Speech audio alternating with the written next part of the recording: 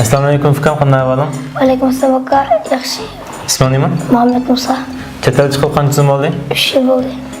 O'qib o'tamsan? O'qiyapman. Qanchinchi yillikda? 4-sinfda. Uyg'ur TV'ni bilamsan? Bilaman. Uyg'ur TV'ning xabarlarini ko'rib boqdingmi, filmlarni?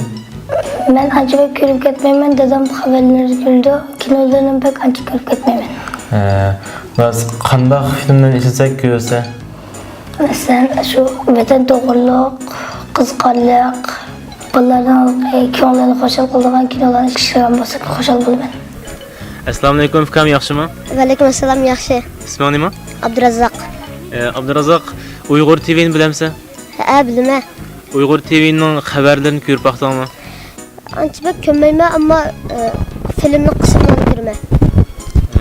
Naqd Uyg'ur TV'dan biri televizyon bormi?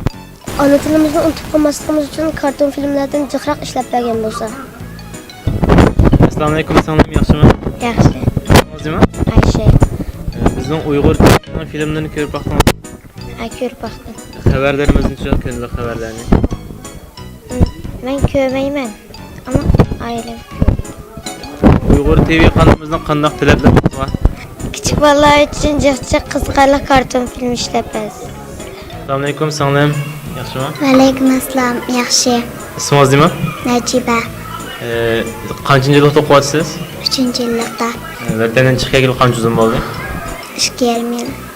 Siz vatandan chiqib ketganda Uyg'ur tilini unutib qolgandek bir ahvol bo'ldimi sizda?